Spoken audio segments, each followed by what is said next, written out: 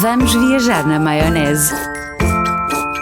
Com Hugo Van der Ding e Tiago Ribeiro. Sejam muito bem-vindos a mais uma ronda. Vamos viajar na maionese. Novo episódio, Hugo Van der Ding. Ai, tão branco! Ai, Tô muito branco. Sim, que plácido. Nem parece verão. Nem parece verão. Em pleno mês de agosto estamos com uma oferta especial. Enquanto outros programas, podcasts ou outra coisa qualquer tudo para no mês de agosto, como vocês sabem, nós intensificamos a nossa carga de trabalho. A dobrar. É Temos verdade. episódios às quartas e aos domingos. E está a valer muita coisa. Está a valer. Está a valer. Parece um concurso. Sim. Parece mas um jogo. A vida é um jogo e isto também é um jogo. O mundo anda numa giga, joga, numa giga, joga, numa grande fona. O mundo anda numa giga, joga para levar. Então, vamos lá a isso? Vamos começar um episódio. Por onde é que vais andar tu? Olha, vamos falar precisamente de jogo. Jogo? Jogo. Vamos meter tudo a jogo? Vamos meter tudo a jogo. Olha, vamos até ao Brasil. Queres ir até ao Brasil? Claro. Nós cantamos. Vamos. Quando dizemos vamos a Paris, dizemos a mesma. Vamos à Indonésia. É a nossa música das viagens. Ah, Vamos ok. até à Ilha Graciosa. Mas não, vamos até ao Brasil e vamos até talvez uma das marcas culturais mais brasileiras possíveis. Há uma frase muito curiosa no Brasil, que é um bordão de linguagem que até já passou, já chegou cá a esta margem do lago, como dizem os ingleses, que é o bicho vai pegar. Olha, o Lembro-me bicho bem. vai pegar. Sim, o João Kleber tinha um programa na TVI que era de traições. Recordas-te disso? Desse Sim. programa em que eles simulavam. Fiel ou infiel, Fiel ou sabe? infiel. Sim. E ele sempre que soltava uma nova ronda, o bicho vai pegar. Exatamente. Claro, é usado no Brasil como pode ser uma ameaça, de facto. O bicho vai pegar, vem uma coisa má, ou pode ser também um aviso, não é? Cuidado que o bicho vai pegar, ou pode ser até quase uma espécie de uma promessa, não é? O bicho vai pegar. Uma coisa, não olhes ok. assim para mim, Sim, senão o mas bicho sim. pega. Claro. E não é Covid. Hoje o bicho Estupidez, vai Hugo. pegar. O bicho vai pegar e não é Covid. Bom nome. Há outro bicho, é um bicho bastante mais enigmático, mas é um bicho que há mais ou menos 100 anos, ou tem mais de 100 anos, que anda a pegar, anda pegando, usando os gerúndios Adoro. tão típicos Do Brasil e dos Açores. dos Açores, e do Alentejo também. O bicho pegou no Brasil inteiro. É um bicho que não mia, é um bicho que não ladra, é um bicho que não voa, Nem surra. é um Nada. bicho que não zurra, é um bicho que não vale, Ok. não vale nada. Não vale nada isso então. Se não faz barulho, não vale nada. Mas vale dinheiro. Vale Dinheiro. Vale dinheiro. Ui, conta-nos tudo disso. Ou pelo menos promete dar dinheiro. Estou a falar, claro, do jogo do bicho. É o bicho a te julgar. Apostador eu sou. Coitadas das pessoas, tem que estar. Recordo-me muito bem disso. Mas jogo já do vamos. bicho. Sim. Tem histórias para contar Sim, do porque jogo do até nos bicho? Açores era O jogo do bicho, Sim, fascinante. eu tenho que dizer, durante mais de metade da minha vida não sabia da ilegalidade da coisa não ter uma sede Não tem mesmo, pois. legal, ok? Não era. Mas lembro-me muita gente falar através de um personagem da minha Muito vida, curioso. sim, e que parava exatamente o carro e dizia: vou perceber das apostas do bicho desta semana. E levava aquilo anotado, macaco, não sei o quê. Eu não sei dizer se no continente isso também chegou, porque de facto são meandros que às vezes posso não conhecer. Claro, Mas é claro. tão fascinante isso ter chegado. Eu nunca tinha ouvido até então, ou seja, só vinha dali, não sabia que era uma coisa altamente popularizada noutra margem do oceano. É sim, é onde ele nasceu e vamos contar exatamente essa história tão fascinante. Claro, o jogo do bicho, vamos aqui contextualizar, não é um jogo qualquer, não é de facto uma lotaria daquelas oficiais da televisão onde se tira 2, 3, 4, anda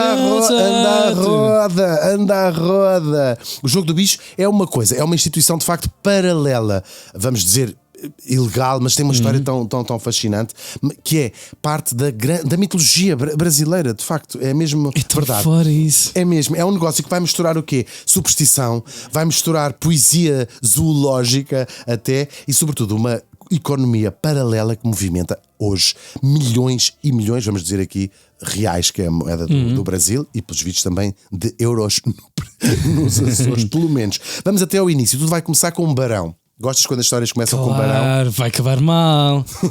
É sempre em queda livre. Exatamente. Eu nunca percebi muito bem. Por acaso já te perguntei muitas vezes: gostas mais do Rags to Riches ou do Riches? Eu gosto das duas. Eu gosto das duas. Também gostavas que o barão acabasse na rua, claro, a pedir descalço. esmola. Sim, A esmola. sim. Este barão tem um nome ótimo, tem um nome assim tipo de personagem do Essa de Queiroz. Chamava-se ele João Batista Viana Drummond e era barão de Drummond. Que eu diria o meu tio Luís era barão de si próprio. Há uns barões que são de uma terra, Então não é? não é? Barão de terra X. Claro. Este era barão de si próprio. Barão de Alcoentre. Eu Fixe. adoro barão de si próprio, acho uma expressão linda. Era barão de si próprio. Ele é uma figuraça do Rio de Janeiro, vale bem a pena conhecer também a história dele, mas porém não é aqui. E ele em 1892, estamos aqui no final do século XIX, ele tinha fundado o Jardim Zoológico de Vila Isabel. Vila Isabel é um bairro do Rio de Janeiro. Espera aí, disseste Jardim Zoológico? Jardim Zoológico, o Zoo Drummond. Que era uma coisa que estava muito em voga e de desejo muito nas cidades, não é? Era verdade, e muitas vezes jardins privados de aristocratas que abriam. Sim, o caso sim. do Jardim Zoológico de Lisboa, Conde Farrobo, tem essas ideias, Jardim da Aclimação, esses nomes engraçados. Só que tem um problema. O barão olhou para as contas e disse assim: bem, o zoo está-me a dar prejuízo. As doninhas comem imenso, as onças Claro. aquilo aos quilos de carne por dia, os elefantes viviam ali de borla, nem trabalhavam, tocavam assim Claro, vagamente claro. um sino. Então o barão tem uma ideia genial. O que é que ele vai fazer? Vai criar uns bilhetes, não é? Colar uns bilhetes com imagens de animais Que rato. à entrada do jardim e vai sortear ao fim do dia. Sai um desses bichos, fazem um sorteio. Imagina, tens assim uns cartazes com os bichos, umas gravuras, 25 bichinhos. E no fim do dia faz um sorteio e quem tivesse o bilhete com aquele animal sorteado ganhava um prémio, e o prémio era receber 20 vezes o valor da entrada no Jardim Zoológico. Ok. Era um prémio interessante e portanto aquilo aumentou bastante as viagens em viagens. É um jogo muito simples, é um jogo até divertido, nem a ver qual é o bicho que sai. E com a mesmíssima matemática de lotaria, não é? Sim, essa é um sorteio ali, Probabilidade, claro. tal e qual. Só que a ideia vai pegar e pega tão a sério que até sabemos o dia de 3 de julho de 1892 nasceu, portanto sabemos a data e tudo, aquilo que hoje nós conhecemos, e também na altura foi assim que ele se chamou, o jogo do bicho. Tem uma origem tão simples, tão prosaica. Era suposto ser apenas umas rifas, não é uma coisa completamente inofensiva. Era uma coisa de fim de tarde, lá se ia com a família, olha, saiu-me um X. O cavalo era uma coisa muito desejada. Cavalo, saiu-me um macaco, enfim. O cavalo é sempre uma coisa muito desejada. Assim, às vezes com resultados bem trágicos. Agora, como tantas coisas no Brasil, aquilo que começa como uma brincadeira acaba por se transformar numa religião. Os brasileiros lá, Convocam estamos- rapidamente uma coisa que lá Transforma é um numa religião. fósforo, claro. O futebol talvez seja o exemplo. Sim, sim, Carnaval. sim, sim. Enfim, nós sabemos esta coisa toda. E em muito poucos dias os tais bilhetes deixaram de ser vendidos só no zoo e aquilo espalhou-se como fogo na estopa. Estamos ainda no final do século XIX e já se vendiam na Rua do Ouvidor, era famoso, na Praça 15, nos botequins. Começou toda a gente a vender o jogo os bichos para ver se ganhavam. fora. É verdade. Começou-se a vender. Os botequins são as nossas tabernas, não é? Vender nos mercadinhos. Enfim, aquilo rapidamente começou toda a gente a vender rifas para ver qual era o bicho que saiu. E o povo adorou. Isto porque, claro, era um jogo simples, acessível, era um jogo fácil de perceber, era apostares num bicho, era barato. Sim, e dava lucro. Os prémios podiam não ser muito altos, mas sempre, olha, ganhavas, acabavas de não perder tudo. Só E não há aquela ideia subjacente que tipo, não há um adulto a regular isto, não há um adulto a vigiar a coisa. Sim. E por isso a coisa se torna também tendencialmente mais atrativa, mais vulgarizada. Sim, e eu acho que esta coisa, os números talvez criem uma certa distância Claro. às pessoas. Isto era uma coisa quase sweet, não é? Estás a escolher um animal. E o facto de escolheres os animais, eles são 25 animais, o facto de escolheres um animal começou a criar nos brasileiros, sobretudo. Isto começa no Rio de Janeiro e talvez seja a casa do jogo do bicho, o Rio de Janeiro, apesar de ser espalhada por todo o Brasil. Começa a criar uma coisa muito curiosa que é superstições que estão associadas aos próprios bichos. Ou seja, cada animal passa a representar uma coisa qualquer. Para já um número, porque eram fixos. Estes 25 animais têm números fixos. Tu sabes qual é que é o veado, qual é que é o gato. Sabe sempre qual é o veado. Qual é o veado na sala. O gato é o 14, por exemplo. A cobra é o 9. Isto passou a ser uma linguagem. Ou seja, tu começaste a usar o número para o animal para o número. Davas o número de telefone em animais. Claro. Provavelmente. E ficou uma espécie de oráculo popular, não é? Era a astrologia do povo. Linkares isso com a tua vida, não é? Linkares isso com o teu dia-a-dia. Imagina, viste uma cobra. Vou jogar no 9, que é o número da cobra. O meu gato caiu de um terceiro andar. Vou jogar no gato. Agora, claro, o sucesso popular vai sempre chamar, até porque começou a movimentar bastante dinheiro, a atenção das autoridades que estão sempre a fiscalizar estas coisas. E portanto, logo em 1895, 3 anos depois de ter sido criado o jogo do bicho, o Barão já nem sabia o que é que tinha feito. Já tinha perdido mão da. Sim, já tinha vendido o Jardim Zoológico também para se fazer um alojamento local dentro das jaulas. O jogo do bicho foi proibido pelo prefeito do Rio de Janeiro. Só que era tarde demais, filho. Tarde de piaste. Há 3 anos. Oh, filho, já estamos a jogar. Estamos a. Pois. Já assinala a estrada. Ser no Brasil Claro. não é de sumenos importância no espírito brasileiro. Estamos a falar sempre de milhões de pessoas, de milhões de reais ou da moeda corrente na altura. Ou seja, estamos sempre a falar de um volume muito grande e depois de uma intensidade popular que deixas de ser. Depois já perdeste mão. O Brasil já é um país. Bem, estamos aqui, estamos a recuar 25 anos, 130 anos do Brasil, ainda hoje, mas sobretudo nesta altura, muitas das coisas no Brasil são informais. Registar filhos é informal, a economia é informal, o trabalho é informal. Portanto, muitas destas coisas passam completamente à margem. E tentar proibir o jogo do bicho, apesar de ser apenas 3 anos depois da sua criação, era a mesma coisa que dizerem o carnaval passa a ser proibido, não se pode dançar samba. Tarde demais. É tarde demais, já foi, já fazia parte da cultura. E claro, quando se fecha uma porta, começou a haver malha apertada, no Brasil abre-se sempre um botequim. Olá, fechamos um universo paralelo. Um universo paralelo, claro. E portanto, o jogo do bicho passa a ser vendido por portas travessas. As padarias vendiam. Queria duas carcaças e um macaco. E um macaco, tal e qual. Claro. Esta bacarias. Queria 2 quilos de zebra, por acaso não existe. Será que eles faziam também aquele queria, já não quer? Queria, já não quer. Talvez não, essa parte é portuguesa. E esta coisa é artesanal, claro, esta rede vai ser artesanal, mas depois transforma-se de facto numa coisa profissional. Hugo van der Ding. Hugo van der Ding. Onde nos estás a meter tu? Uma história curiosíssima. Mesmo. Umas palavras muito rapidamente do nosso patrocinador a esta hora. E agora, umas palavras do nosso patrocinador. Tiago! Anda, vamos à água! Espera, deixa-me só perder mais 20 euros. Os jogos da Bacana Play de facto são muito, muito divertidos, é verdade. Mas não se esqueçam que devem usá-los apenas como divertimento e por isso joguem com muita responsabilidade. Bacana Play, dá um play na vida. Foram as palavras do nosso patrocinador. Olá, amiguinhos! O que é que tu ias fazer?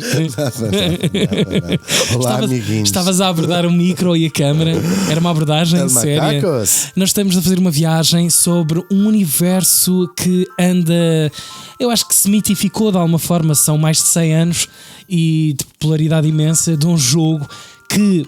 Eu sei que chegou muito próximo de mim.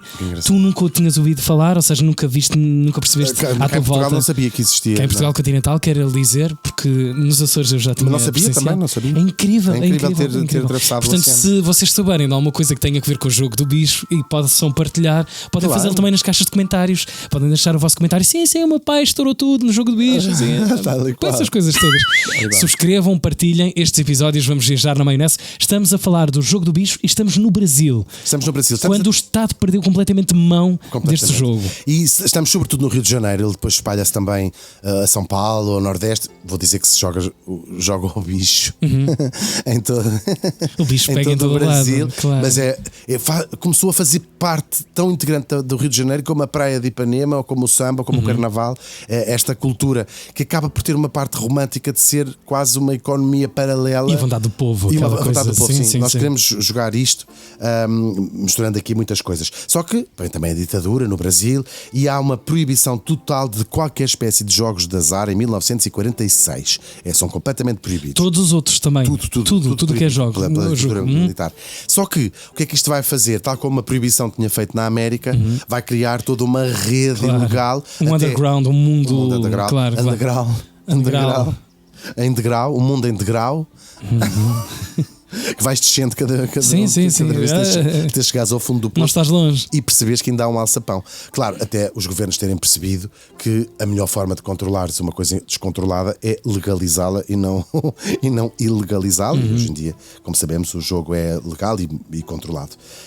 Ainda que no Brasil seja um problema, o jogo ilegal continua a ser um território. Usando as mesmas plataformas legais, mas de forma completamente ilegal, e é um problema gravíssimo de saúde pública, entre outras coisas, no Brasil. E claro, o jogo do bicho, para fugir a esta proibição total em 1946, torna-se uma máquina muito bem oleada e deixa de ser uma brincadeirinha de vender na padaria e passa a haver uma fortíssima hierarquia. Tem os banqueiros, que é quem controla, ou os também conhecidos como bicheiros, não é? Que é quem controla cada sua zona, e depois com uma coisa, aqui na minha zona só se vendeu, não é? Só vendo eu. Era o gajo do café. Era o gajo do... Lá nos Açores. Sim, lá em São Miguel. O gajo chamava-se Braga. O tipo chamava-se o Braga. Era o bicheiro de Ponta Delgada. Imagina o seguinte: estamos na Fajando Baixo, freguesia de Fajando Baixo. Eu estou a denunciar uma rede. Não digas com que 30.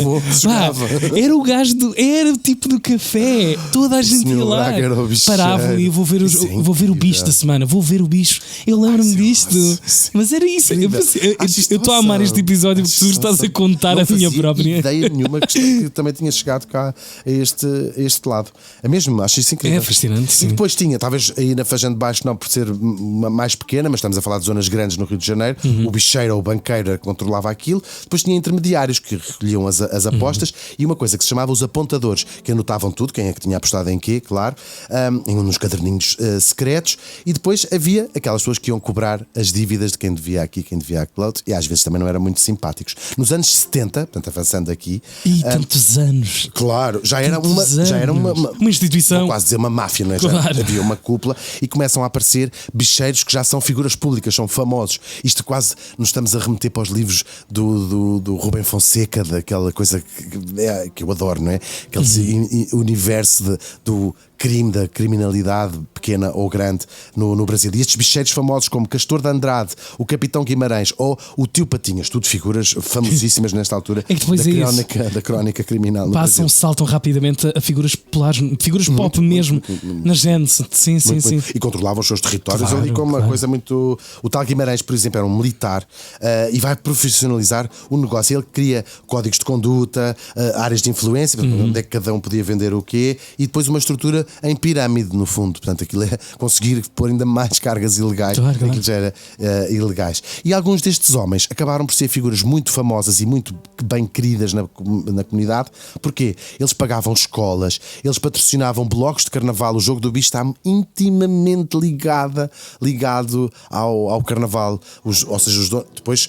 Estamos a falar do jogo do bicho. Depois isto vai se misturar com a criminalidade altamente violenta e o tráfico de droga. Enfim, vai haver este casamento que estão também muito ligadas às escolas de samba. Muitos dos diretores das escolas de samba, aos presidentes, são também os chefes do tráfico. Enfim, sabemos que depois, já mais perto do nosso tempo, isto vai descambar à séria, claro. E também pagavam para os clubes contratarem jogadores de futebol, portanto eram beneméritos completos, figuras... E daquilo que gostavam, não é? Claro, sim. Claro. E depois começa também a haver esta generosidade pública, começa a esconder outras coisas bem mais graves, como a corrupção política, pagar a políticos, pagar a juízes, pagar a polícia também muito envolvida nesta história. Sim. E nos anos 90 é que começa a haver investigações criminais sérias, começam a pôr a mão a isto, e aí é que se vai revelar esta teia, não é? O jogo do bicho estava espalhado por todo o lado, havia políticos que eram eleitos com o jogo do bicho, polícias pagas para vigiarem as bancas. Isto, ou seja, tem graça na estrutura, obviamente. Isto certamente dinamitou com muitas vidas pelo meio. Claro, e sim, é uma teia de crime. Claro, ponto, como final. organizações, Sim, sim, famílias quase, como hoje estão o PCC, etc., que tomaram conta da parte criminal do Rio de Janeiro. Depois, claro, em 93 eles começam a ser presos alguns bicheiros por associação criminosa, lavagem de dinheiro, etc. Outros conseguiram fugir às malhas da justiça, outros morreram. Sim, sim. De causas naturais ou não. E claro, começa-se a desmontar até mais perto de nós muita associação ao jogo do bicho, até ao assassinato da Marielle Franco, por exemplo, entre outras pessoas. Só que o povo, agora esquecendo dessa parte da cúpula que toma conta sempre de tudo de uma forma tão criminal, o povo continua a jogar. O jogo do bicho continua a ser uma marca cultural gigantesca, porque não é apenas um negócio, pode ser um negócio lá para a cúpula, mas é também a cultura. Há livros inteiros dedicados à interpretação de sonhos. Se sonhaste com uma gaveta aberta, aposta no X. Porque já sabemos que cada número corresponde a um animal. Há quem jogue todos os dias, há quem faça apostas baseadas na matrícula de um carro que vê passar. Tens tradições, por exemplo, se vis um carro bateu, um desastre, olhas para a matrícula, aquele número que esteja na matrícula não deves jogar no jogo do bicho. Há quem jogue. São tantas camadas isto. Muitas camadas. O santo do dia, ver o dia que vais jogar. É uma espécie de matemática emocional, não é uma estatística do destino. E claro, há histórias muito incríveis. Há uma, por exemplo, imagina um desastre do autocarro famoso, escapa a pessoa que está no número não sei o quê. Então vamos toda a gente jogar nesse é o 11 da Air India. Sim, e até mais expressões para além do bicho vai pegar. Temos a expressão de isso é como tirar zebra no bicho, isto porque a zebra não existe. Foi um treinador de futebol que disse assim. Disse isso. Isso é como tirar zebra no bicho, porque a zebra não é um dos animais, claro. E portanto tem muita graça. Em 2020, as últimas estatísticas, só no Rio de Janeiro, estima-se que o jogo do bicho continua a movimentar centenas de milhões de reais por ano. É um negócio multimilionário e emprega milhares de pessoas na sombra, claro, tudo isto informalmente. E continua-se a vender em todo o lado. Hoje o cenário está a mudar um bocadinho. A geração mais nova está menos ligada ao jogo e também há casinos online legais, claro. E no Brasil também ilegais, claro. E o jogar ao bicho é uma coisa, penso, os nossos avós é que jogavam ao bicho, pensam os brasileiros. Está a passar, não é? Ou seja, é verdade. Só que não há como negar, apesar de ser uma moda eventualmente que possa passar, o jogo do bicho moldou o Brasil, moldou o Rio de Janeiro. Há historiadores que dizem que é impossível contar a história do Rio de Janeiro sem contar a história do jogo do bicho, como o carnaval e como tudo. E moldou também a maneira como estes milhares e se calhar milhões de pessoas veem números, veem animais, veem propriamente os presságios. Isto é também, acaba por ser aquilo que tenha sido proibido durante a ditadura e tudo mais, uma espécie de um espelho do Brasil, que é um país altamente criativo, muito contraditório, claro, mas resistente nestas coisas de que se apropriam. É uma combinação improvável de mística popular, de marginalidade institucionalizada, claro, e até de poesia urbana, esta coisa de serem os bichinhos do Barão Drummond. E portanto, não admira que tenha resistido a tudo, à censura, às ditaduras e até agora parece resistir a estas novas tecnologias. Incrível. Uau, que viagem, que viagem. O povo é que mais ordena para o bem e para o mal, não é? Como perceberam neste episódio, com uma viagem até ao Brasil e com ecos, pelo menos daqueles que testei nos Açores e em particular na ilha de São Miguel. Escrevam para cá se têm estas memórias de facto. É verdade. Do ponto de vista historiográfico, ok? É só o que queremos saber, não queremos saber mais nada da vossa vida. A produção da Força de Produção, o patrocínio dos nossos amigos da Bacana Play, ainda também o vídeo é da Matilde Calado, a banda sonora do Noise Earth, a voz off da Mia Tomé. Eu aposto que vamos regressar muito brevemente, Hugo Vanderdinho. Vamos, seguramente. Com um novo episódio. É que vamos. Beijinhos. Vamos viajar na maionese com Hugo Vanderding e Tiago Ribeiro.